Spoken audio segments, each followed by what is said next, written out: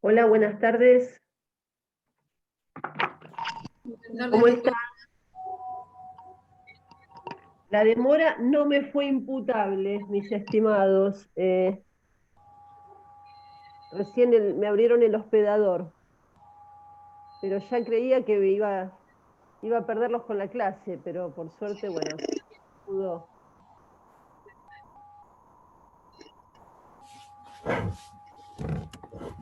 No se perdió. Buenas tardes, ¿cómo están? Lo que sí Bueno, les voy a decir algo absolutamente informal, pero con estos 10 minutos de demora, ahora tengo una acompañante doméstica que espero que no haga de las suyas, que es la gata. Así bueno, que si la saco va a ser más dramático. Entonces vamos a intentar educar con la mascota alrededor. Es un nuevo desafío, creo que lo voy a poder lograr. Si ven que empiezo a tirar cachetazos, es a la gata, pero no creo. Bueno, ¿escuchan bien? Sí, profe. bajito igual, Bárbaro. un poquito bajito. Un poquito bajito se escucha. Y claro, porque, bueno, vamos a intentar, vamos a intentar sin el. Ahora me escuchan bien. Sí, ahora sí. Claro. Bueno, vamos a tener los ruidos domésticos. Bien.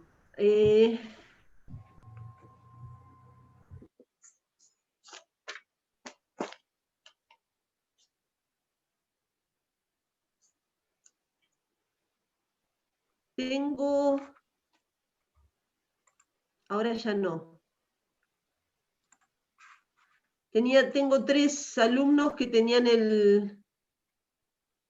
Ahora ya no, creo que no. No, tengo 2 con el audio abierto. Ahí está Daniel Cerrado. A ver, Franco, si puede, si se puede. Si no, no hay problema. Bueno, muy bien. Hoy vamos a hablar de un tema muy útil e interesante, que es el tema de la transmisión de derechos, que si mal no recuerdo está en la unidad del programa de estudio 14. Doctora, perdón, antes de que empiece la clase, ¿le puedo hacer una Sí, pregunta? Porque con sí, el sí. tema del... Buenas ¿Quién me tardes. pregunta? No, no la veo. Buenas tardes. No, tengo la cámara desactivada. Carolina es mi nombre. Quería Bueno, preguntarle, porque hubo bastante confusión con el tema del trabajo práctico, ¿me con el podría tema de hacer que... el favor de abrirme la cámara si no es molestia? Porque me resulta más cómodo para hablar, si se puede, ¿no? Eh, Ahí no está, sé si ahí se está, perdió. perfecto. Ahí está, impecable. Perfecto, perfecto. El tema fue así, vio que la semana pasada había que hacer un trabajo, después resulta que no. Bueno, Que resulta no, que después era para esta semana, se suponía que en 48 horas de anticipación, lo hicieron con 24 de anticipación, y hubo compañeros que no pudieron hacerlo por cuestiones del trabajo o por cuestiones de que estaban rindiendo justo otra materia, y ajá. quieren saber qué va a pasar porque era obligatorio. No sé si usted nos podrá explicar qué les va a pasar a los compañeros que no pudieron hacerlo por motivos Bueno, obvios, pero laborales o por un tema, porque Fernández Puentes dijo que el trabajo se hacía igual y era obligatorio y listo. ¿cuándo les dijo eso, Estela? ¿El martes? El último día que dio clases antes del trabajo. Este martes. Bueno, pero si se ha dado alguna situación de esas características por la cual hay alumnos que no hayan podido justamente porque estaban dando otro examen u otro práctico, generalmente esas cuestiones nosotros como cátedra las reconocemos. ¿Y dónde tendrían Así que que dirigirse lo que como para ocurre que es ustedes que lo tomen en habrá cuenta? que, la autoridad en este caso de la comisión es Estela Fernández Puentes. Pero en aquellos casos donde se den esas situaciones de alumnos que no hayan podido por razones justificadas, lo podemos hablar con ella y verlo en cada caso. El trabajo práctico.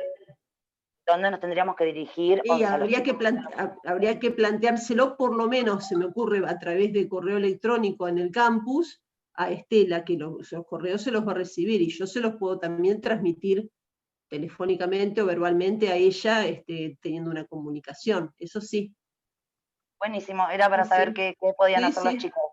Por Muchas supuesto, gracias. sí, yo me había enterado que después de, o sea, no esta semana, la anterior, me había quedado con la idea que todos daban juntos, pero después que se hizo el trabajo con el resto de las comisiones, 2 días después, me parece, ahí me enteré que por un tema de horarios, que también nuestros alumnos que tienen que, obviamente, si se anotaron 16:45 porque pueden 16:45 no podían a las 18, que era el horario de todo el resto de las otras comisiones. Entonces, pero claro, obviamente el tiempo quedó muy justo.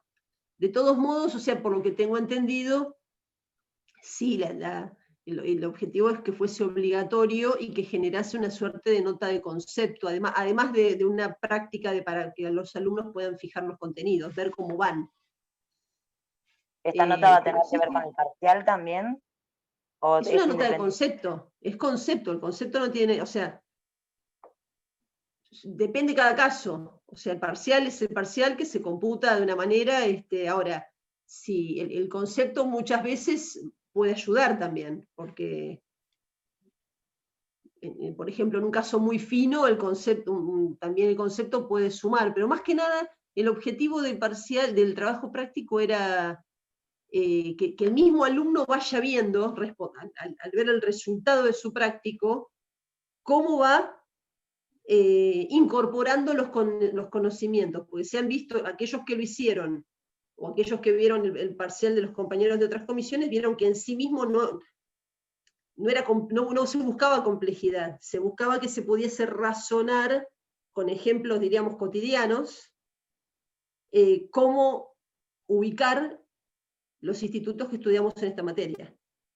Vieron caso, si voy a comprar una docena de medialunas a una panadería, y qué ocurre, qué es lo que yo tengo que hacer, qué es lo que a qué queda obligado el comerciante, una serie de cosas, pero que implican uno ir viendo cómo va.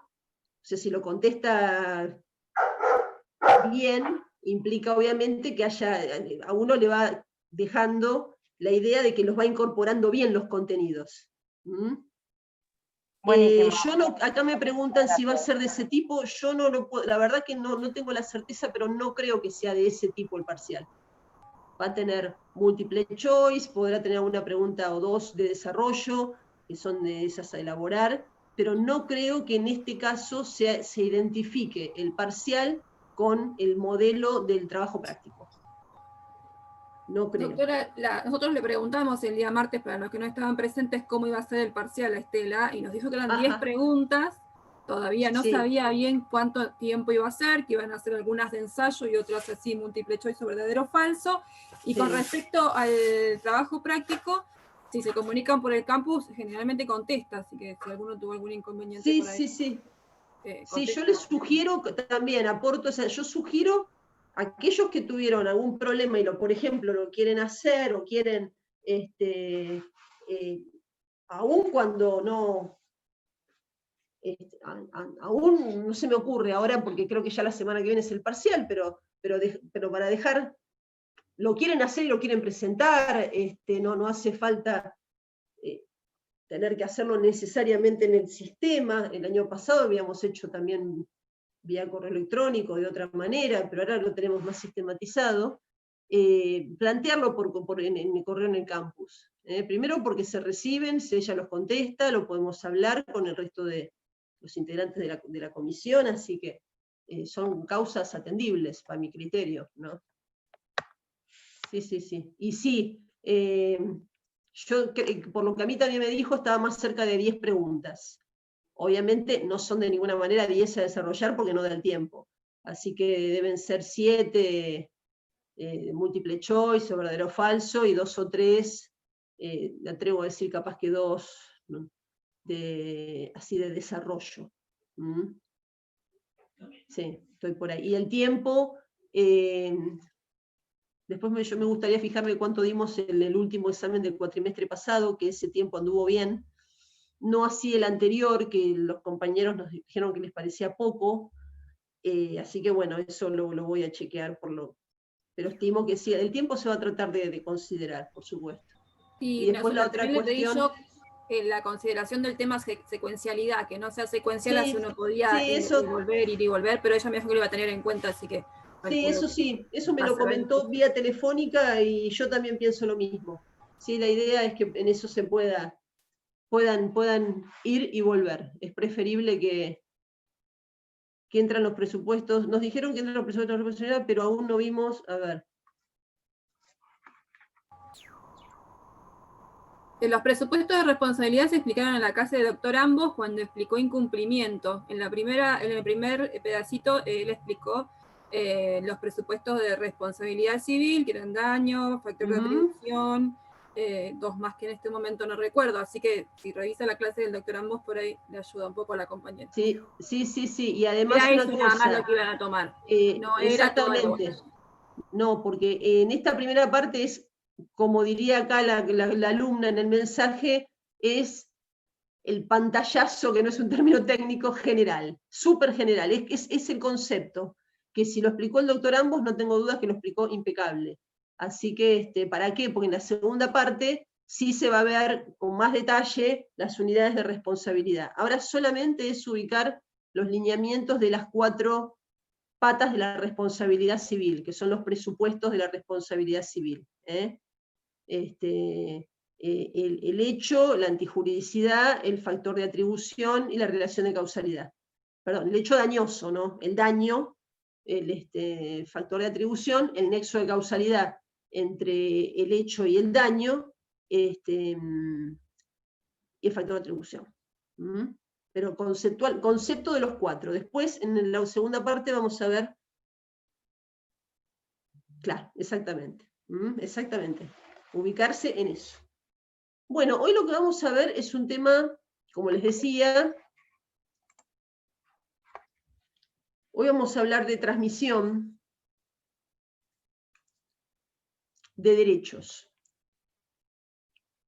que en realidad nosotros lo conocíamos históricamente como cesión de derechos. Ahora el concepto que ha trabajado el código es más amplio, es más comprensivo, no solamente de la idea de poder transmitir o transferir o ceder derechos contractuales o posiciones contractuales, sino con un alcance más amplio. De hecho, hoy lo que tenemos es, en el artículo 398 del Código Civil y Comercial,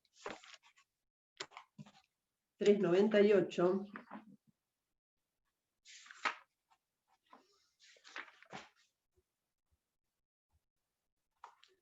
tenemos un artículo que se denomina transmisibilidad. Este artículo nos plantea como principio general, como regla, la posibilidad de transmitir, hacer transmisibles todos los derechos, o sea, la idea de que todos los derechos son posibles de ser transferidos de un sujeto a otro. Aquello que pudiese ser la excepción a esta regla es la estipulación válida de las partes que prohíba, que cercene justamente esa posibilidad, o que surja de una norma legal que lo esté prohibiendo, o que esa cesión importe transgresión a la buena fe, a la moral o a las buenas costumbres. Esto como principio general. La idea de una posibilidad de transferencia o cesión ya era una idea que estaba plasmada en el código de Vélez-Sarsfield. Y así lo plasmaba el artículo 3270 del Código Civil. Plasmaba una regla de similares, de igual característica a esta. Antes que nada, quiero usar 5 minutos para hacerles una mención a un punto que a mí siempre me pareció muy importante, para después comprender mejor el porqué de la utilización actual de esta figura, y en particular de una de las variantes de la transmisión de derechos, que es la cesión de créditos, en nuestro tiempo actual. En la actualidad es un instituto muy utilizado el de la cesión de créditos, que es, como insisto, es una variante de la transmisión de derechos. ¿Y esto por qué? Fundamentalmente por su practicidad, porque permite resolver problemáticas de la vida cotidiana, sobre todo en el tráfico comercial, con mucho pragmatismo y utilidad jurídica. Sin embargo, esta figura en el derecho romano no era pasible de ser utilizada. ¿Y saben por qué? Por esa arraigada concepción que había en relación a la naturaleza jurídica de la obligación, entendiendo a la obligación como aquel vínculo que se desarrolla entre los sujetos acreedor y deudor, como un vínculo entre personas, y no con la noción más moderna de hablar de una relación entre patrimonios. Entonces, ¿qué ocurría? En el derecho romano antiguo era realmente muy difícil de concebir la posibilidad de que se pudiese transferir el lado activo o el lado pasivo de una obligación. ¿Por qué? Porque ese vínculo, como era entre personas, implicaba vulnerar esa noción de que el vínculo era interpersonal.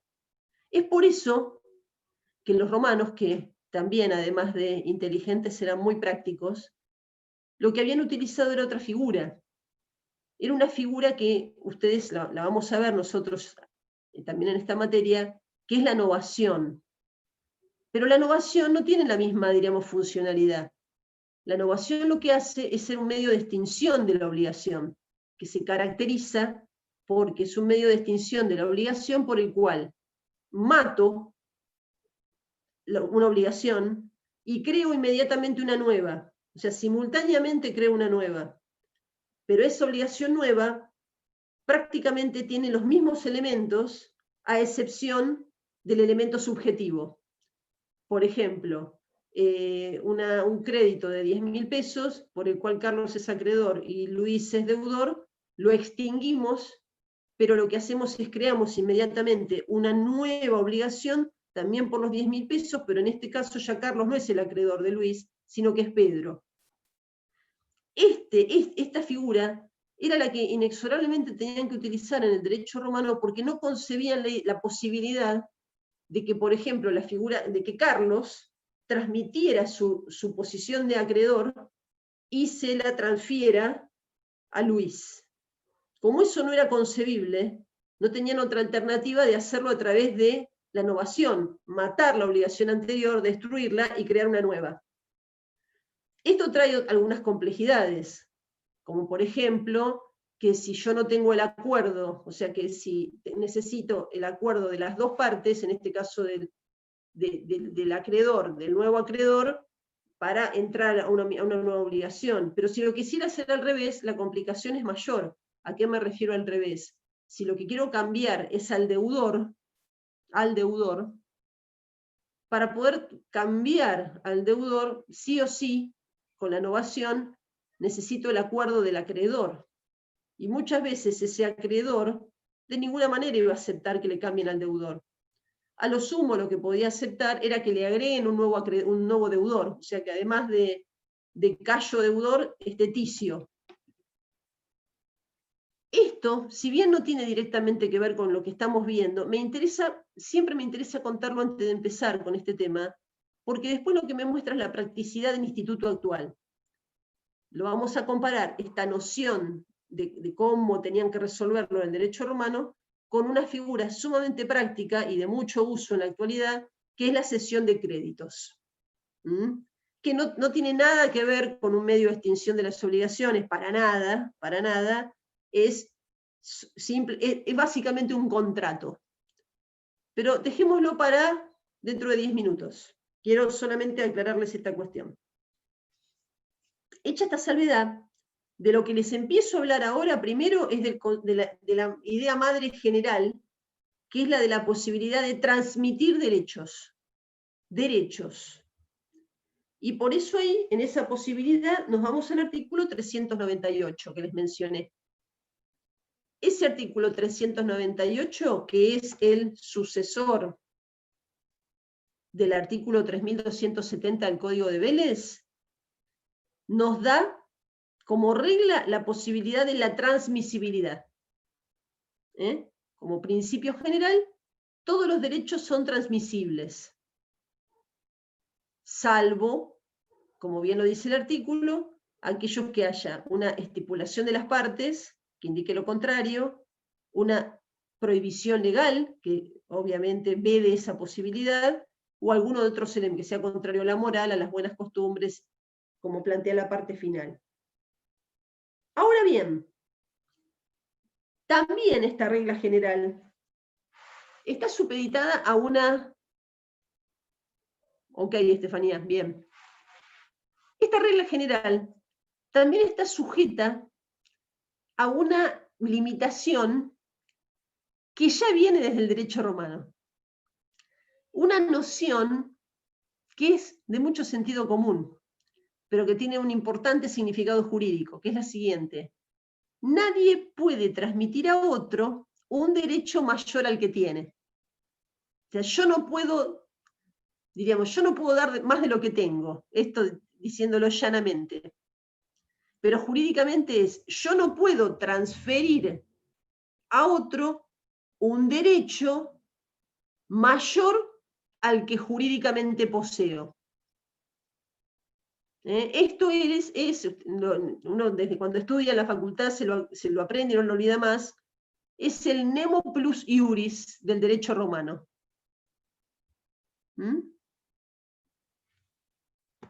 Y esto se mantuvo hasta la actualidad, como otros principios del derecho romano.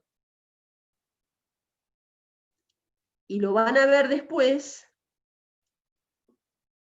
más puntualmente, incluso cuando lo vean en derechos reales, en Civil 4. Yo no puedo transferir no puedo transferir el dominio si solo tengo la tenencia.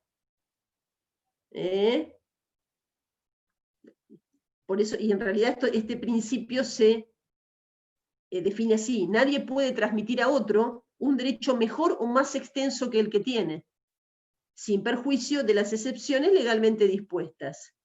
Esto así como está, que está plasmado en el artículo 399, a continuación del que les leí recién.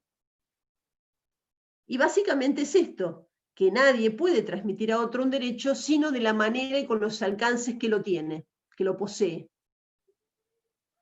Esto es importante, porque esta ubicación del tema, tanto en primer lugar, 398, que me dice que como principio todo es transmisible, pero el 399 que me da el marco del limitante, donde me dice puedo transmitir el derecho tal como lo tengo.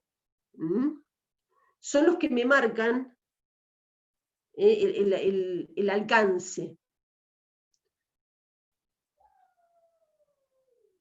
Vamos a ver ahora, hecha esta salvedad con esta ubicación, y en el 400 también es bueno tenerlo en cuenta, porque dice, me habla del sucesor, y es bueno tenerlo en cuenta porque aquel que sucede, el sucesor universal, también recibe derechos, y los recibe en todo o en parte, o una parte indivisa, del patrimonio de otro. Ese es el sucesor universal, el heredero en un proceso sucesorio, donde un hijo va a recibir como herencia de su padre tanto los créditos como las deudas, que satisfacerá con el patrimonio heredado. Recibirá la totalidad si es el único heredero, o recibirá su parte indivisa, su cuota aparte, si son varios los herederos. Sucesor particular, a diferencia del anterior, es aquel que sucede en un bien determinado, no en una universalidad o parte indivisa. De ahí, de los artículos 398, 399 y 400, nos vamos puntualmente a los artículos 1614.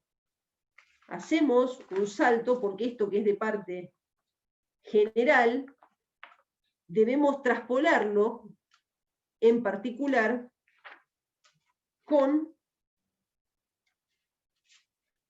estos contratos que están todos relacionados con esta noción general que les acabo de mencionar de transmisión de derechos. Y ahí encontramos tres figuras. Una, a la que me voy a abocar especialmente, la cesión de derechos, que es la que históricamente conocemos como cesión de créditos. Uno, discúlpeme si capaz que en vez de decirle cesión de derechos, en algún momento les digo cesión de créditos, porque lo tengo como muy, de tantos años, muy incorporado, pero es la que conocimos siempre como cesión de créditos. Y es la que tiene una utilización, diríamos, en la vida cotidiana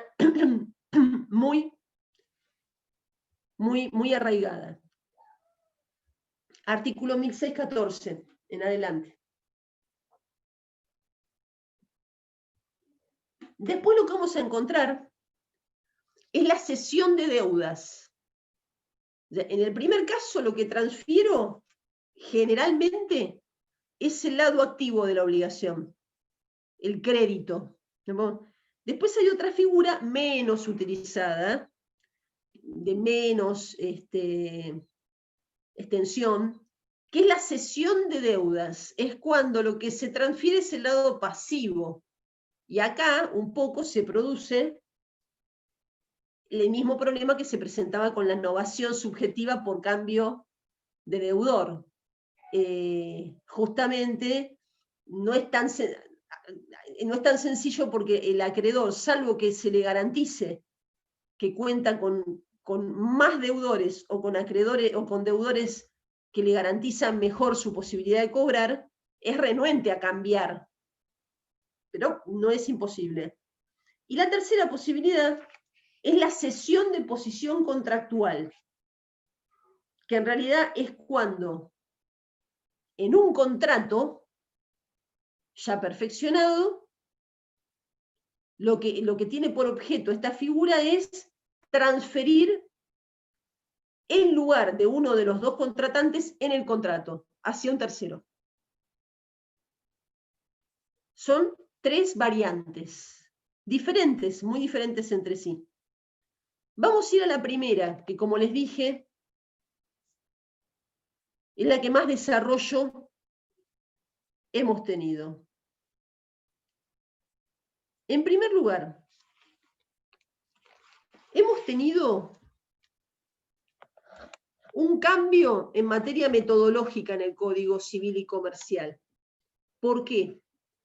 Porque lo que ha hecho el Código es, como les decía, incorporó tres artículos relativos a cesión de derechos en general en la parte general.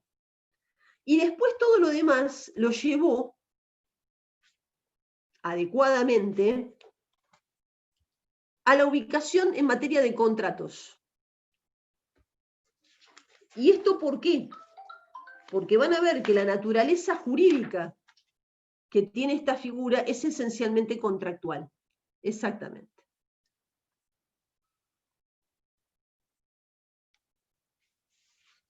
Ya que estoy acá, vamos a entrar a analizar el artículo 1614, que nos plantea lo siguiente.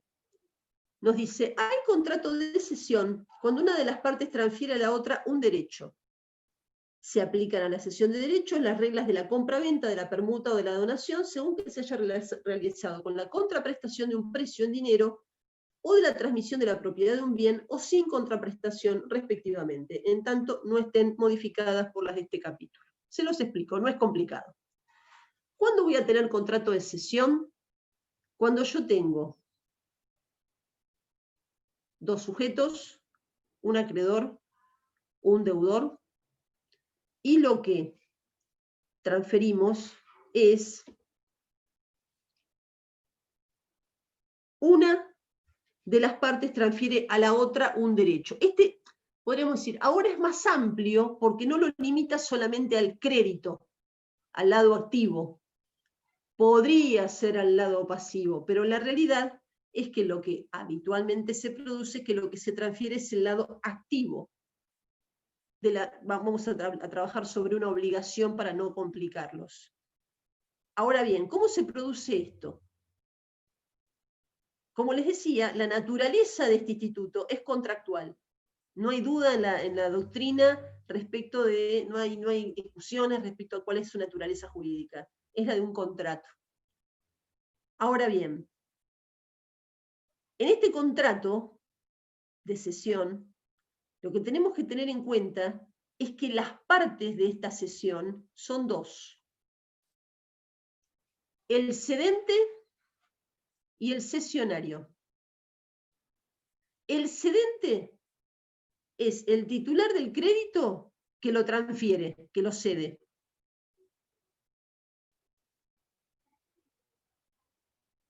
Mientras que el cesionario es el nuevo titular de ese derecho cedido. Y si quieren, se los digo para que se entienda más fácil, por ejemplo, el nuevo acreedor, si estamos transfiriendo el lado activo de la obligación. Quiero tratar de ser pedagógica, porque si no, me interesa que lo entiendan ahora y después que lo puedan leer, no que yo se los diga difícil y después no me tengan a mí para poder charlarlo. Entonces, tengo partes de la cesión: cedente y cesionario. El cedente, como les decía, es el acreedor originario y el cesionario es el nuevo acreedor. El deudor, y escríbanlo porque es importante, el deudor es parte de la obligación, por supuesto. Es parte del contrato, si quieren. Pero atención, el deudor no es parte del contrato de cesión. No es parte del contrato de cesión. El deudor respecto de este contrato de cesión es un tercero.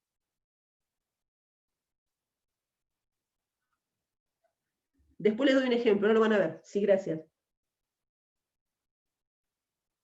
El deudor no es parte en el contrato de cesión. ¿Esto cómo opera? Por ejemplo, yo soy acreedora de Vanessa, porque acá la veo, porque le presté 10.000 pesos. Ella me los tiene que pagar dentro de 3 meses. Vamos a poner una fecha cierta determinada, no sé, estamos en octubre, noviembre, diciembre, enero. El 10 de enero del año 2021, ¿sí? Yo no puedo o no quiero esperar hasta el 3 de enero, el 10 de enero del 2021 para cobrar. Necesito urgente hacerme del cobro. Pero a la vez tampoco le puedo reclamar porque ya tiene un plazo a su favor. Entonces, ¿qué alternativa puedo tener? Yo puedo transferirle a otro, a Juan Pérez, mi crédito. ¿Qué es lo que hace Juan Pérez? Les digo cómo generalmente opera. Juan Pérez lo que generalmente lo que va a hacer, si acepta ser el nuevo acreedor, es, ¿a mí qué va a hacer? Me va a adelantar. Ahora, no me va a adelantar los 10.000 pesos. Generalmente, como es un contrato, como decía el doctor Casó, que tiene una esencia lucrativa, en el buen sentido de la palabra, para que haya un interés del nuevo acreedor en entrar en esta obligación, lo que va a hacer Juan Pérez es, por ejemplo, me va a dar 8.000 pesos. Pero yo necesito los 8.000, yo no puedo esperar los 3 meses. Entonces, en lugar de 10.000 dentro de 3 meses, a mí me viene fantástico 8.000 ya. Entonces, yo le transfiero a él el lado activo, en este caso el crédito, para ser más concretos. Ahora, de ese contrato, Vanessa no es parte. Los que somos parte de esa cesión somos yo y Juan Pérez. Ahora, por eso insisto hasta el cansancio, las partes de la cesión son el cedente, en este caso yo, y el cesionario, Juan Pérez. Vanessa, que no es parte, se va a llamar en esta situación deudora cedida. ¿Sí? Ahora bien, como les decía, en este caso hubo, diríamos, una ventaja patrimonial. Yo tenía un crédito por 10.000 pesos. Vanessa a mí dentro de 3 meses me tenía que pagar los 10.000 pesos. Pero como los necesito ya, acepto y me conviene, me interesa hacer esta sesión por 8.000 pesos. Y a la vez, el que también gana es el cesionario, porque el cesionario dentro de 3 meses le va a cobrar a Vanessa los 10.000. Pero a mí me tuvo que anticipar 8. Cuando es así, cuando es con un intercambio, con una contraprestación, se rige por las reglas de la compraventa, que es lo que menciona acá el artículo 1614. Si no hubiese sido a través de una contraprestación en dinero, que no es lo habitual, y por ejemplo es gratuita, lo que es absolutamente extraño a la práctica, se regiría por la regla de la donación. Y si fuese a través con el intercambio de una cosa, mi crédito por un bien, que tampoco es lo habitual, se rige por las reglas de la permuta. Lo habitual es que esto opere, como les acabo de mencionar, con un intercambio. A ver, voy a aclarar acá una cosita bien. No, Nicolás. Si vos me decís, ¿sería vender mi deuda? En términos llanos sí, pero la segunda parte no. ¿Se genera una novación con el contrato de obligación? No, no se genera una novación. ¿Saben por qué no se genera una novación? Porque para generar una novación tenemos que matar esta obligación originaria. Y es lo que no va a pasar acá. Yo les expliqué lo del inicio de la novación y los romanos para que tengamos una idea de cómo opera distinto, tener una naturaleza, posicionarnos desde una naturaleza jurídica de la obligación subjetiva. Eso quería, pero no se identifica para nada con la novación. O sea, no hay una novación acá. Eso me interesa dejarlo bien claro. ¿Por qué? Porque como les digo, acá mi obligación, mi contrato persiste. En ningún momento se extinguió, para nada, en absoluto. Y de hecho puede no haber cambiado. Puede estar intacto. Pero, avancemos un poquito más. Esto, lo que se da, ¿saben cuándo? Se da habitualmente, como les digo, en el tráfico comercial, en el descuento de documentos. Esto generalmente si ustedes se puede dar, o en el descuento de cheques, como yo tengo un cheque a cobrar, pero a 90 días, y necesito el efectivo ahora. Entonces, si es un cheque que yo puedo ceder, el nuevo titular para cobrarlo va a ser aquel que tenga, si es el portador, que porte ese documento. O los bancos que hacen el servicio de descuento de documentos respecto de empresas, donde esta diferencia que les dije de 10.000 a 8.000 puede ser exactamente inverso, puede ser que el crédito sea de 10.000 pesos y que me entreguen 20.000, perdón, 2.000. O sea que pierda mucho, depende de las condiciones del momento. Hace, no me acuerdo, pero hace un año era tremenda la tasa por descuento de documentos. Ahora bien, lo que pasa es que en ciertas situaciones el acreedor, el titular del crédito, necesita hacerse del efectivo y por eso necesita ceder su crédito. ¿Hasta acá se va entendiendo? ¿Sí? Aquellos que no me dejan que los mire también entiendan, aquellos que no me dejan que los mire, me entienden también. Bueno, bien, gracias. Bien, posicionado, sí. Una pregunta, para cerrar el ejemplo, ¿sería como lo que cambia es el elemento subjetivo como en la subrogación real, cuando el tercero toma el lugar del acreedor para las acciones, pero acá también para percibir el cobro? Acá se da esa suerte, sí, si te sirve para ubicarlo, sí, te podría decir que sí. Porque ¿qué es lo que ocurre? Ahora voy a avanzar un poquito más y lo vas a ver con claridad. Se dan otras características, pero desde esa mirada sí, te digo que que sí, termina colocando, se coloca el nuevo acreedor, llamado cesionario, se coloca en el lugar del antiguo acreedor. Y va a gozar de todas sus acciones, derechos y de todas las acciones, derechos y garantías que tenía ese crédito. Perfecto. Con lo cual, ese concepto es semejante. Ahora bien, en principio, ¿qué derechos pueden ser cedidos? En principio, todo derecho, eso me lo plantea el artículo 1616. Pero acá tiene un criterio semejante al del 398, que es todo derecho puede ser cedido, excepto que lo contrario resulte de la ley, de la convención que lo origina o de la naturaleza del derecho.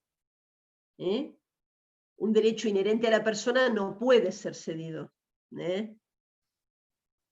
Bueno, después lo dice el artículo 1617 específicamente. Ahora, quiero avanzar un poquito más, después voy a dejar para el final la forma, pero quiero avanzar un poquito más en la parte, digamos, sustancial de esta sesión. ¿Cuándo se perfecciona este contrato de cesión de créditos o de derechos? Se perfecciona entre el cedente y el cesionario. Cuando se celebra entre cedente y cesionario. Bueno, después vemos las formas, porque tiene algunas particularidades de forma. Ahora bien, como yo les dije que el deudor cedido no es parte, acá el tema es, se perfecciona entre las partes acreedor viejo y acreedor nuevo cuando entre ellas suscriben con las formalidades necesarias la cesión. Ahora, falta un paso más. El deudor cedido, ¿cómo se entera de esto? Hasta tanto el deudor cedido no sea notificado la cesión de créditos, esto presten atención y anótenlo. Hasta tanto el deudor cedido no sea notificado de la cesión de créditos, el deudor cedido tiene que pagarle al acreedor originario. El deudor cedido le tiene que pagar al acreedor originario, a su acreedor del principio. O sea que si no le avisan, va a pagarle al primero, y si se lo reclama va a tener que pagarle al otro. No, ahí te amplío el concepto, Angélica. El deudor cedido, hasta tanto no sea notificado de que se realizó una cesión y que en esa notificación no se le diga quién es el nuevo acreedor, él debe pagarle al acreedor originario. ¿Bien? Porque no se olviden de una cosa. El deudor cedido no es parte en la cesión. Entonces, como no es parte en la cesión, ¿a él qué es lo que lo vincula? ¿Quién lo vincula? Lo vincula su obligación con su acreedor. En el caso de Vanessa, Vanessa me tiene que pagar a mí. Usemos el ejemplo originario. Ahora, por eso, ¿a quién le interesa generalmente notificarle a Vanessa? Al nuevo acreedor. Generalmente el que se ocupa de notificar la cesión de créditos es el cesionario, o también llamado nuevo acreedor. ¿Por qué? Porque recién, una vez que le notifique a Vanessa, perdóname que te uso de ejemplo, pero pedagógicamente siempre sirve, ellos no te ven, sí te ven, sí te ven. Hasta tanto, o sea, al nuevo acreedor necesita notificarle a Vanessa, porque una vez que esté notificada Vanessa de esa cesión de créditos, ahí la situación cambia. A partir de ese momento, Vanessa está obligada a pagarle al nuevo acreedor, a Juan Pérez, y ya no me tiene que pagar a mí. Si llegado el caso, Vanessa, a pesar de que la notificó Juan Pérez de la cesión de créditos, porque no sabe, porque yo le caigo bien, por caprichosa, porque le preguntó a alguien y no le convenció lo que le dijeron, viene y me paga a mí. Y yo le cobro. ella se encuentra en una mala posición, porque tiene que pagarle por segunda vez a Juan Pérez. ¿Se acuerdan las reglas del pago indebido? El que paga mal paga 2 veces. O que acá no es que pague mal, pero ya le paga a alguien que ya no está en la posición de acreedor. ¿Sí? Esto es súper importante, porque esto lo que me muestra es, primero, que el perfeccionamiento del contrato de cesión se produce como tal entre los dos acreedores, el nuevo y el antiguo. Pero que los efectos de la cesión son, diríamos, se expanden a partir de la notificación que haga. Atención, la notificación de la cesión la puede hacer cualquiera de los dos acreedores. El cedente o el cesionario, el viejo o el nuevo, cualquiera de los dos la puede hacer. Lo que ocurre que generalmente al que le interesa hacerla es al nuevo, porque el nuevo ya puso plata. Por ejemplo, Juan Pérez ya me entregó los 8.000 pesos, así que ahora lo que le interesa es dejar ordenado todo el mecanismo para después poder cobrarle a Vanessa. Entonces, el código en su texto anterior, quiero ver acá un segundito, sí, el código en la redacción de Vélez usaba dos bifiguras, hablaba de notificación del deudor o aceptación del deudor. O sea, decía, en el caso de que el deudor voluntariamente, espontáneamente acepta la cesión, tiene el mismo efecto que la notificación. El código actual solamente se quedó con la palabra notificación, en la convicción de que si ocurriese la aceptación en sí misma, podría producir el mismo efecto. Lo eliminó, pero lo que genera es aún más la necesidad de que el acreedor notifique. Entonces, por eso es que algunos autores dicen que esa notificación que se hace al deudor cedido opera como una suerte de embargo del crédito. ¿Por qué? Porque una vez que te notifico de la cesión, vos me tenés que pagar a mí. Claro, y en realidad comparto, la aceptación me puede traer algunas, acá pregunta, ¿no tiene problemas probatorios? Y yo creo que sí, podría darse, por lo tanto, puede ser alguna razón también, una motivación que llevó a que en el código solamente se hable de la notificación. Sí, sí, buena observación. Ahora bien, respecto de los terceros, que no, me estoy refiriendo a todo aquel sujeto que no formó parte de la obligación originaria, ¿produce algún efecto la cesión? Esto me lo plantea el artículo 1620. Me dice, la cesión tiene efectos respecto de terceros desde su notificación al cedido por instrumento público o privado de fecha cierta, sin perjuicio de las reglas especiales relativas a los bienes registrales. Quiere decir, que requiere una anotación especial en los registros, de propiedad automotor o en los registros en relación a bienes registrables. Ahora bien, fíjense que acá dice, desde su notificación al cedido por instrumento público o privado de fecha cierta. Por lo tanto, y ahí me gustó lo que un compañera planteó respecto de la prueba, es menester usar un mecanismo probatorio idóneo para notificar. Puede ser un instrumento público, aunque muchas veces es muy engorroso tener que erogar, por ejemplo, un acta notarial para hacer una notificación. Eso no es imposible, pero va a depender de la entidad del crédito del que estamos hablando. Tal vez lo justifique y les convenga hacerlo.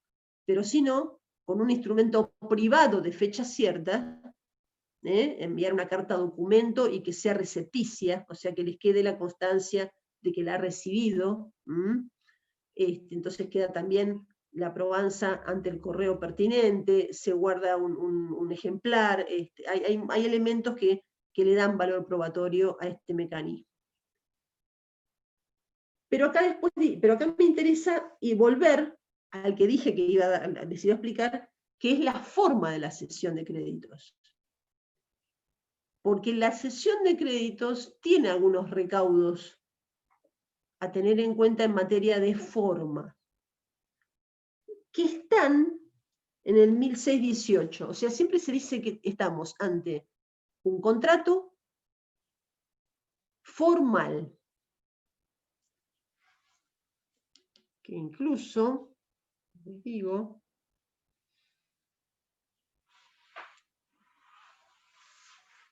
quiero mostrar, las características de este contrato es, por un lado, formal, porque debe ser hecho por escrito bajo pena de nulidad, es bilateral, puede ser, como les dije, oneroso o gratuito, y fundamentalmente es consensual. ¿Por qué? Porque se perfecciona con respecto al cedente y al cesionario por el consentimiento de estos dos sujetos. Pero vamos a esta característica, al tema de que sea formal. En este punto, en 1618 me establece como regla general la forma escrita para todo contrato de cesión de derechos. Ahora, deja salvo aquellos supuestos en los cuales la ley admita la transmisión por vía de endoso. El típico caso es el de un título al portador, un cheque al portador, un pagaré, que en realidad no es tan, se usa un poco más entre comerciantes, pero en realidad es más masificado la utilización del cheque como tal. Por otra parte, ahí tengo endoso, cuando es, por ejemplo, un cheque endosable, o entrega manual, que es, como les digo, el título al portador. Aquel que lo tiene, que lo porta en su mano, es el acreedor.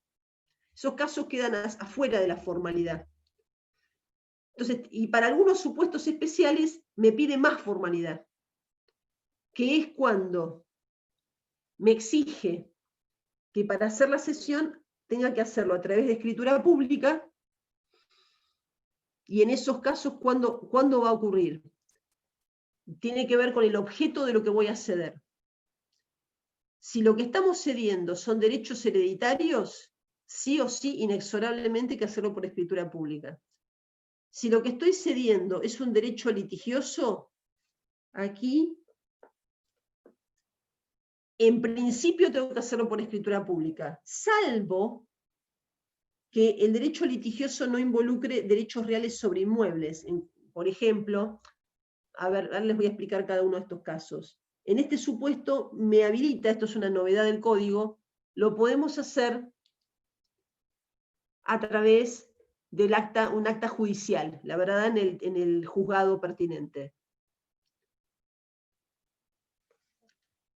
Y un tercer caso, la cesión de derechos derivados de un acto ya antes instrumentado por escritura pública, en cuyo caso, si antes ese derecho había sido instrumentado por escritura pública, nuevamente para poder cederlo también lo tengo que hacer a través del mismo instrumento. Esto lo tengo en el artículo 1618. Entonces, para pasarlo en limpio, como regla, la forma es escrita. Por ejemplo, podría ser un contrato de cesión con fecha cierta, por supuesto, para evitar, para la fuerza probatoria, con fecha cierta y certificación de firmas. Ahora bien, casos en los que no se me pide eso y se me pide menos, o sea, excepción en menos, sería cuando se admite la transmisión del título por endoso o por entrega manual. Como les digo, transmisión de un cheque vía endoso o transmisión, por ejemplo, de un pagaré al portador. Casos en que me pide más exigencias, que va a ser escritura pública. ¿Cuándo me va a pedir escritura pública? Cuando lo que estoy cediendo es un derecho hereditario. Esto es muy habitual, muy común, que sea una cesión de derechos sucesorios, se hacen por escritura pública y después esa escritura de cesión se presenta oportunamente, por ejemplo, en el expediente judicial de sucesión. Pero inexorablemente debe hacerse a través de escritura pública. El segundo caso es cuando se ceden derechos litigiosos. ¿Cuáles son los derechos litigiosos? Son aquellos que están opinados, controvertidos en un proceso judicial. Ahora, ¿qué ocurre? Puede pasar que yo, por ejemplo, estoy discutiendo en un proceso judicial el cobro de una determinada obligación. Y que, volviendo al ejemplo de los 8.000 y los 10.000 pesos, que no quiero esperar 3 años para una sentencia, pero tengo una persona que me dice, a mí me interesa, yo creo que este juicio va a prosperar. Es patrimonial, no estamos transgrediendo ninguna regla en cuanto a la posibilidad de transmitirlo, pero claro, yo por ejemplo estoy reclamando 1.000.000 de pesos.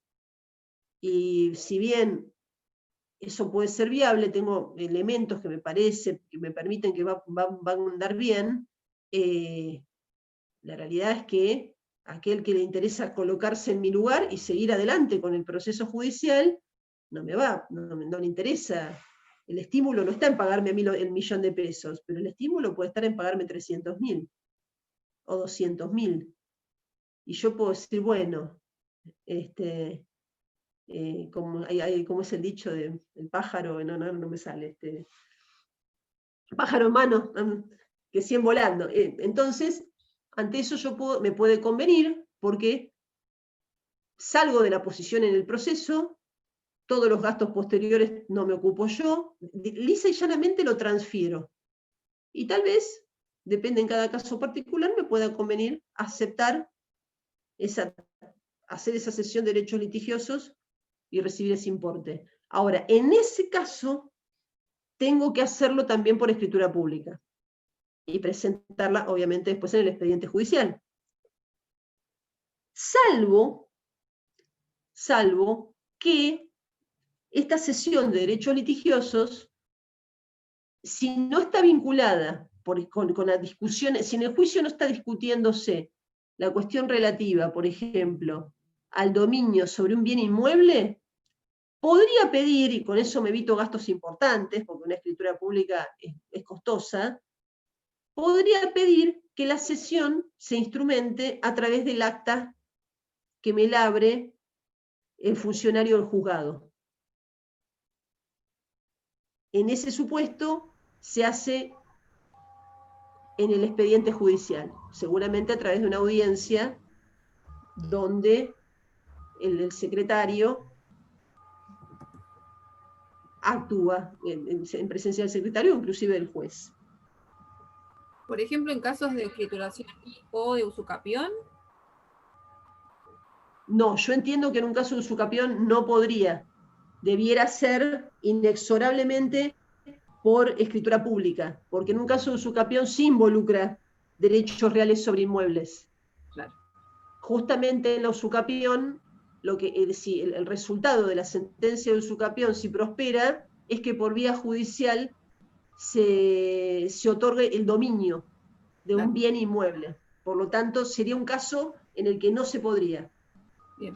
Sería un caso netamente patrimonial, pero no vinculado con derechos reales sobre bienes inmuebles. Bien. En ese caso, escritura pública. Y por último, como les dije, o por ejemplo podría ser la cesión de una cesión, en inciso C. Si ya hubo una cesión de derechos derivados de un acto instrumentado por escritura pública, una nueva cesión, no es lo habitual, pero podría darse, también tiene que hacerse por el mismo instrumento. O sea, esto es importante que lo tengamos en cuenta, porque generalmente uno después lo tiene bien incorporado en la profesión, de que la cesión de créditos es formal y tiene estos recaudos, pero no cumplirlos puede poner en serio riesgo la validez de la cesión. Entonces, realmente es un elemento fundamental. Ahora bien, vamos a las garantías, que es uno de los puntos más importantes. ¿Qué garantías le debe el cedente al cesionario. Nosotros ya sabemos que el deudor cedido es un tercero en este contrato, y que le tiene que pagar a su acreedor originario hasta el momento que le notifique el nuevo acreedor o que reciba la notificación incluso del acreedor originario, en cuyo caso le paga a partir de la notificación, está obligado a pagarle al nuevo acreedor. Pero la pregunta que yo hago ahora es, ¿hay garantías que le tenga que deber el acreedor originario al nuevo acreedor? Porque no nos olvidemos que yo, acreedora originaria, sea cedente, estoy transmitiendo un derecho, en este caso un crédito. ¿Le debo alguna garantía cuando transfiero al nuevo acreedor? Usando el ejemplo del principio, a mí el señor Juan Pérez me entregó 8.000 pesos. ¿Y yo no le tengo que garantizar nada? Bueno, hay dos garantías. Una es la que conocemos como garantía de derecho, o también llamada de evicción, y otra que es la garantía de hecho. En lo que se garantiza es la solvencia del deudor. La primera garantía, la garantía de derecho, o también llamada de evicción, es aquella en la cual lo que se garantiza es la existencia y la legitimidad del crédito. Esa garantía se debe siempre. Esa garantía se debe siempre. Como regla, ¿no? Entonces, ¿esto qué significa? Esto significa que el acreedor siempre garantiza, tiene que garantizar, que el crédito que está transmitiendo existe y es legítimo. ¿Que exista qué implica? Por ejemplo, que no se haya extinguido por una causal por un medio de extinción anterior. Si antes de la transmisión hubo una transacción, una compensación, una novación, y yo lo transmití igual, ese crédito es inexistente. Ese es un elemento. Pero otro recaudo es que sea legítimo. Legítimo significa que, por oposición, que sea válido. Que no sea falso. ¿Mm? ¿Y esto por qué? ¿Qué implica? Si después, en nuestro ejemplo, Juan Pérez le va a cobrar a Vanessa los 10.000 pesos, bueno, a ella le tiene que cobrar el todo, y Vanessa dice, no, yo esto lo pagué hace 4 meses, y aporta el recibo de pago. O yo esto lo compensé con la doctora Pioletti de esta manera. Entonces, o no, esto es absolutamente falso. Esto no, de hecho, yo nunca suscribí esto, esta firma mía es falsa, no existe este título. Bueno, ante este tipo de situaciones, Juan Pérez tiene la garantía de evicción o de derecho, por la cual él me puede reclamar a mí, el crédito. Y atención, que no me puede reclamar solamente hasta lo que él gastó. Me puede reclamar la totalidad. A ver, esperen que lo chequeo por las dudas.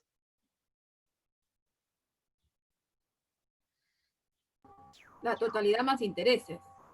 Sí, exactamente. Y si incurrió, si generó intereses, y si incurrió un gasto, si Juan Pérez, para ir a cobrarte a vos, Vanessa, incurrió en algún gasto adicional, también me lo puede reclamar, también tiene derecho a reclamármelo. Esa es la garantía de derecho. Obviamente, esta garantía de derecho, como les digo, se debe siempre, pero hay una excepción. Cuando el derecho, yo, al momento de cederlo, lo hice dejando claramente establecido, dejando constancia, que lo cedía como un derecho litigioso o dudoso. Vieron que al principio dijimos, los derechos se pueden ceder. pero no les aclaré, se pueden ceder todos los derechos, incluso aquellos que son litigiosos, dudosos, condicionales. O sea, un derecho que está sujeto a una condición, lo puedo ceder, no hay problema, pero dejando constancia de que se cede un derecho en esas condiciones. ¿Para qué? Para que el nuevo acreedor sepa que está en esas condiciones y para que a la vez yo quede cubierta de que de buena fe estoy informando, diríamos, qué componentes tiene este crédito que estoy cediendo. ¿Mm? Ahora, si yo lo cedí como litigioso dudoso, que está discutido entre las partes, acuérdense, entonces después Juan Pérez no me va a poder reclamar la garantía de derecho, porque yo de buena fe dejé claramente establecido que tenía esta situación ese crédito. Ahora, si no dije nada, y lo cedí como un derecho pleno, y se da esta situación, entonces el cesionario me puede ejecutar a mí por la garantía de evicción y reclamarme, como decimos, el crédito, los intereses y los gastos. ¿Mm? ¿Hasta acá vamos bien? Algunos autores dicen también que si yo cedí, que no se da habitualmente, pero que si yo cedí el crédito de manera gratuita, esta garantía tampoco se debe. ¿Por qué? Porque no hay perjuicio. En principio no habría perjuicio. Vamos a la otra garantía, la de hecho. En la garantía de hecho, lo que debería garantizarse es la solvencia del deudor cedido. O sea, es que yo, acreedora cedente, le cedo el crédito a Juan Pérez y no se lo digo, pero le digo, vas a cobrar seguro, vos vas a cobrarle a Vanessa y Vanessa te paga, porque es solvente. Esa garantía, en principio, no se debe, a diferencia de la anterior. O sea, en principio, yo no voy a garantizar, no tengo que garantizar la solvencia del deudor cedido. Justamente ahí es donde radica un poco el riesgo que asume el nuevo acreedor. ¿Mm? Ahora bien, igual esta no garantía tiene también su contrapartida. Yo en principio, insisto, no la debo esa garantía, salvo que yo ya supiese de antemano algunas cosas. Por ejemplo, y esto me lo dice el 1630.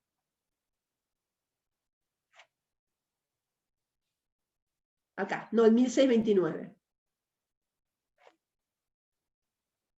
No, no es este, espere.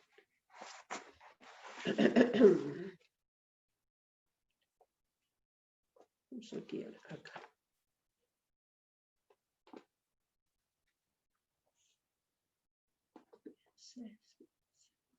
Salvo que yo ya conociese que, por ejemplo, Vanessa había incurrido en cesación de pagos, y yo lo cedo como bueno, diríamos, al crédito, y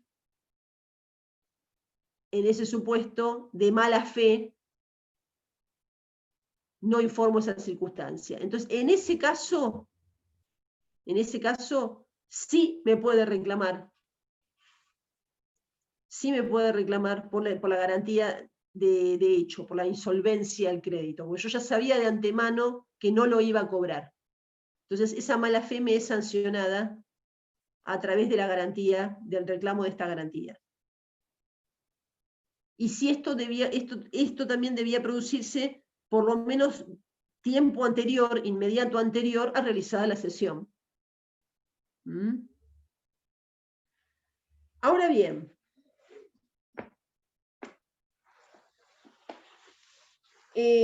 hay otras cuestiones que es bueno tener en cuenta. Por ejemplo,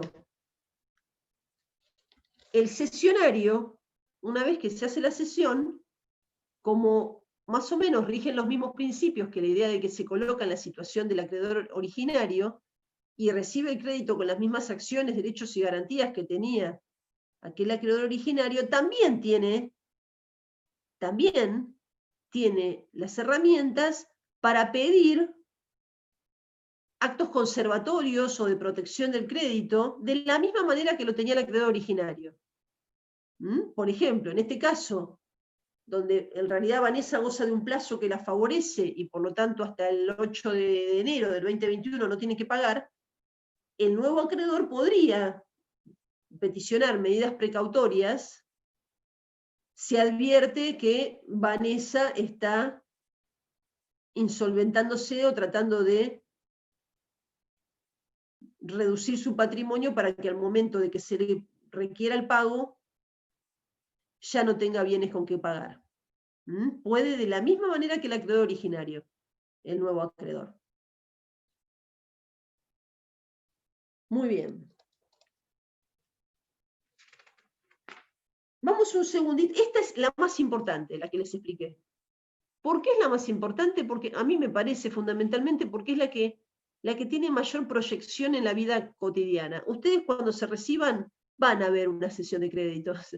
Van a, en algún momento, aunque no lo veamos de esta manera, pero van a trabajar o van a apreciar o incluso personal o con algún cliente respecto a un descuento de documentos. O sea, es algo que en la práctica lo van a tener ante sí.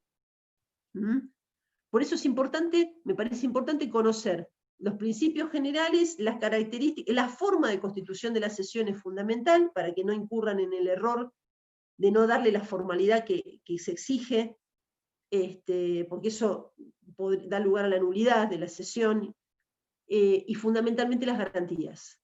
Esta realmente es un instituto importante por su utilización. Lo que les explico a continuación, cesión de deudas, pasa algo diferente. En realidad no se da habitualmente la figura de la cesión de deudas. Aquí lo que tenemos es, tengo acreedor, deudor y un tercero que se ponen de acuerdo para que este tercero pague la deuda. Pero no hay novación, o sea, no usamos la novación del derecho romano, todos nos ponemos de acuerdo. Con lo cual, el acuerdo de partes es la excepción a toda regla, por lo tanto, es el que habilita la posibilidad de generación de este contrato. No hay innovación porque no hace falta llegar a una medida tan drástica, matar a la obligación para poder crear este instrumento.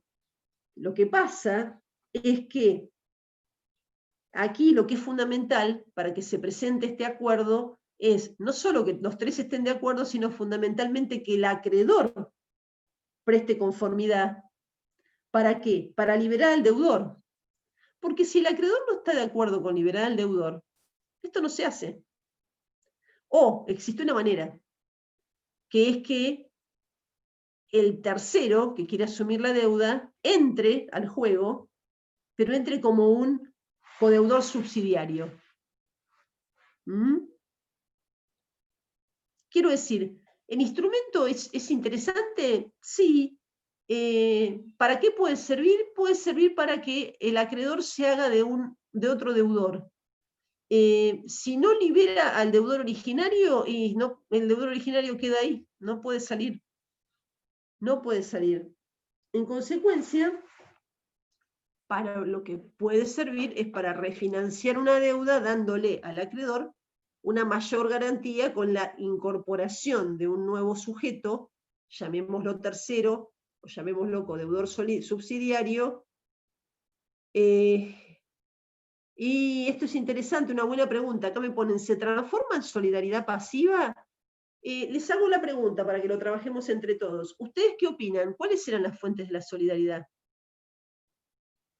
A ver si me contestan por el chat o oralmente. ¿Cómo hacíamos nacer a una solidaridad? Yo mientras me fijo qué dicen estos 4 artículos, por las dudas. Estaba buena la pregunta, así que con multiplicidad de sujetos. Exacto, pero la fuente de la solidaridad, ¿se acuerdan cuáles eran? Dos son. La ley y ¿qué más? Tiene que estar escrita, no puede ser presumida. Acá La me ley puso y la Nicolás. voluntad. Exacto. Las fuentes son la ley y la voluntad. Entonces lo que tendríamos que ver en este caso puntual es si alguno de los 4 artículos me dice que son solidarios. Yo estoy viendo de antemano que no. Y si no lo dice, la solidaridad no se presume. Lo que debiera ocurrir es que si se hace este contrato de cesión de deudas, expresamente quede indicado en el contrato que el tercero que entra como codeudor sea solidario. Pero debe surgir o de la voluntad o de la norma.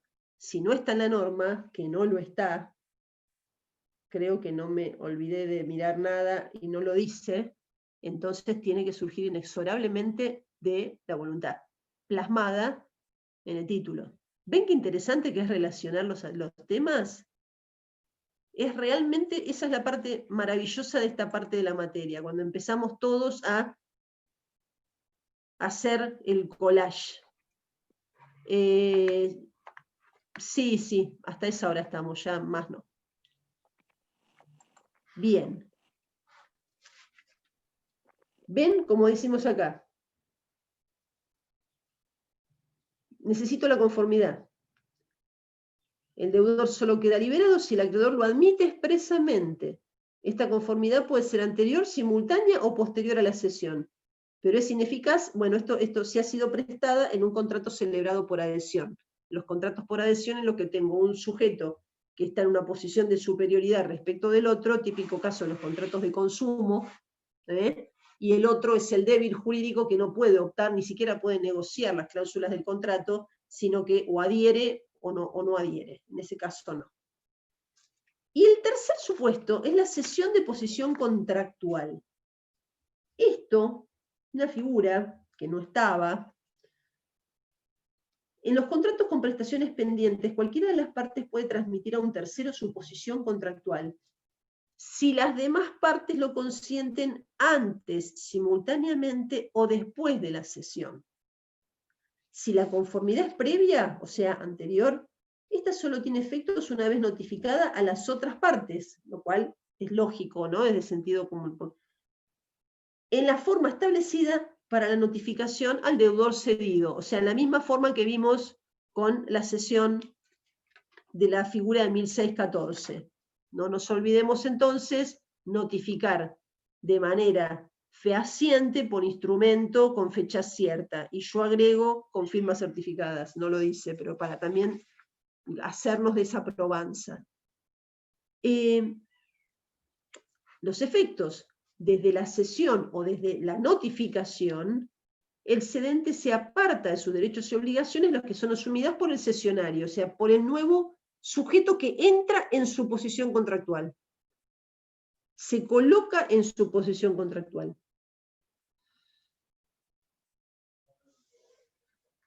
Acá es muy importante la temática referente a la notificación. ¿Para qué? Para que empiecen a operar a partir de la notificación los efectos respecto del resto de los cocontratantes y también los efectos respecto de las defensas y garantías que pueden plantearse también respecto de los cocontratantes. Todos parten de la misma idea, las tres figuras, de la idea de que se produzca una transmisión. En el primer caso que vimos de 1614, la figura, del lado en un caso de cuando una parte transfiere a la otra su derecho, como les digo, lo que se da más en la práctica es cuando se transmite el lado activo de la obligación. En la cesión de deudas, cuando lo que se transfiere es la parte pasiva de la obligación, con la complejidad que les digo que se requiere para sacar al deudor del juego, se requiere que el acreedor expresamente lo autorice. Si no, no queda liberado y solamente se podrá sumar más gente al lado pasivo de la obligación. Y en la posición contractual, ahí en un contrato, X entra en el lugar de A. Pero para que eso ocurra también tiene que usarse la figura de la notificación a todos, y a partir de ahí las defensas y garantías oponibles de todos los cocontratantes respecto a X y X respecto de los demás. No es difícil, es interesante si tenemos en cuenta, como les digo, que su naturaleza es contractual, que tiene estos puntos a tener en cuenta y que lo que para mí se me parece trascendente y evolutivo con respecto a las figuras originarias del derecho romano, es que parte de la idea de que al ser la obligación una relación entre patrimonios, permite realizar esta transmisión de derechos sacándolo del universo de un sujeto hacia otro. ¿Se entiende? ¿Quieren preguntar algo? Podemos aprovechar 5 minutitos y después los libero, así alguien me preguntó que y media, capaz que tiene algún compromiso, y ya estamos bien, así que no. ¿Quieren aprovechar? A ver si veo algo aquí. Tengo una pregunta yo. Sí, adelante. En la cesión de deudas, Sí. ¿por qué el acreedor se negaría a que un tercero tome esa deuda? En realidad, puede ocurrir que no se niegue a que aparezca a un tercero. Lo que puede pasar, siempre depende de las circunstancias del caso, ¿no? Lo que puede pasar es que no quiera sacar al deudor originario. También podría pasar, esto muchas veces se vincula o se relaciona con la figura de la fianza. También podría pasar que el deudor, diríamos, incorpore, justamente para, diríamos, renegociar su situación de deuda, incorpore a quien tiene como, diríamos, finalidad afianzar su crédito, ayudarlo, diríamos, puede ser un familiar, un amigo, etcétera, pero que incorpore, aparezca, y que le resulte atrayente al acreedor contar con la incorporación de este nuevo sujeto, pero a veces no quiera sacar al anterior. Lo bueno es que la figura está. ¿Por qué? Porque al estar permite generar una o las dos situaciones. Lo que puede hacer es, como les digo, quedarse con los dos, o lo que sería el fin esperado por la figura, que justamente el acreedor preste la conformidad, libere al deudor originario y quede sustituido por este tercero que se incorpora al contrato o la obligación en la situación del deudor originario. Podría pasar, depende del caso. ¿Quién preguntó, Nicolás? No. Yo sí.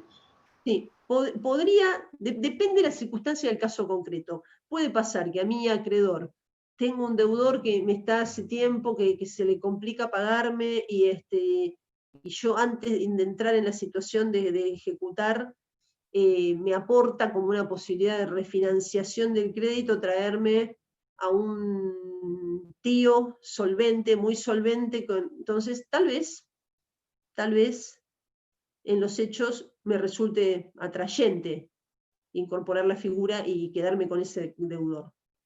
Podría pasar. Ahora, si el nuevo sujeto ninguna certeza me da, o ningún elemento me da como para que me permita pensar que es mejor sustituirlo, puedo decir, no, me quedo con, no doy la autorización, a lo sumo incorporamos al tío solvente, para que lo vean con claridad. Está bien, clarísimo. Muchas gracias. Depende del caso. Doctora, tú dijo 4 características y me falta una: formal, bilateral, oneroso, gratuito y una más que no me acuerdo. Consensual, ¿te lo dije? Sí. Porque yo a veces hablo. Consensual Son significa. Características de la cesión de derechos. Correcto. Vamos a mirarlo por las dudas. Caracteres. Consensual. Se perfecciona con relación a las partes, cedente y cesionario, con el consentimiento. formal debe ser hecho por escrito bajo pena de nulidad, con las dos alternativas que ya vimos. Cuando me piden más, incluso más, escritura pública, o menos con los títulos al portador. Bilateral, oneroso gratuito, conmutativo, porque implica prestaciones recíprocas. Esos no se los dije porque la verdad que no son los más relevantes, pero sí, esos 4 sí. Gracias. No, por favor. ¿Podría el acreedor, por ejemplo, pedir informes de este nuevo deudor? ¿A qué te referís, Aimé, con informes? Por ejemplo, informes de dominio, informes, ¿a eso te referís?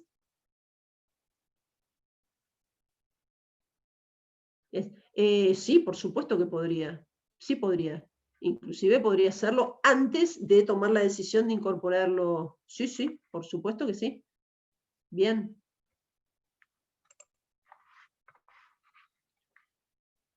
¿Alguna pregunta más?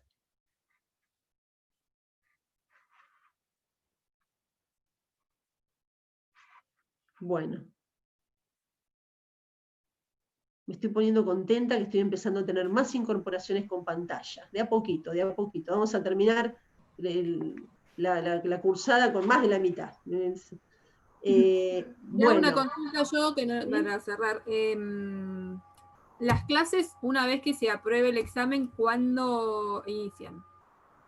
Bueno, a ver, te lo digo esto muy estimativo, ¿no? Pero vamos a ver. O con la esperanza de aprobar, obviamente, ¿no? Por supuesto, hay que ser optimista, claro que sí. Esperen que busco el calendario. Miren.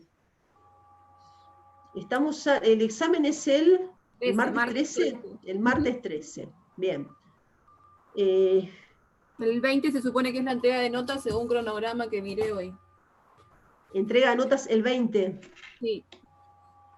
Seguramente, estoy intuyendo, seguramente Fernández Puentes dirá para el mismo 20 o el 21 la revisión, que nosotros le hacemos por Zoom, la revisión, y después tendría que ser no más del 27 el recuperatorio.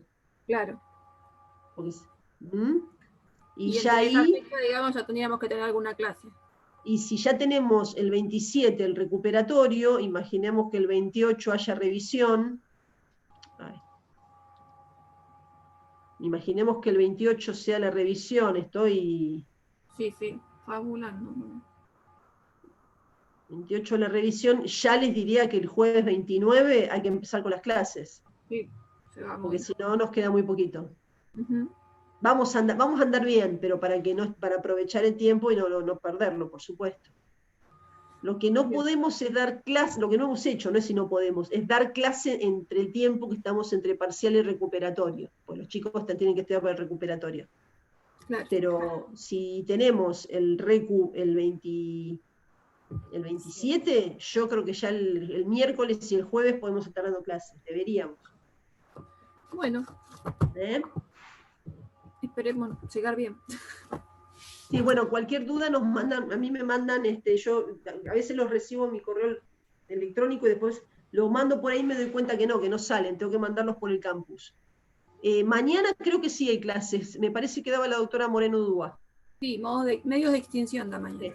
Sí, medios de extinción. Bueno. Y también el doctor Rodríguez Arauco iba a terminar de dar obligaciones dinerarias el día lunes. Todavía no nos avisaron en qué horario, pero iba a terminar bien. Obligaciones dinerarias. Claro, porque ayer tuvo una sola hora. Claro. Era poco tiempo para dinerarias. Bien, perfecto, perfecto, bárbaro. Bueno, un beso, a cuidarse, ¿sí? Y nos seguimos viendo. La gata se fue al final, no me molestó más.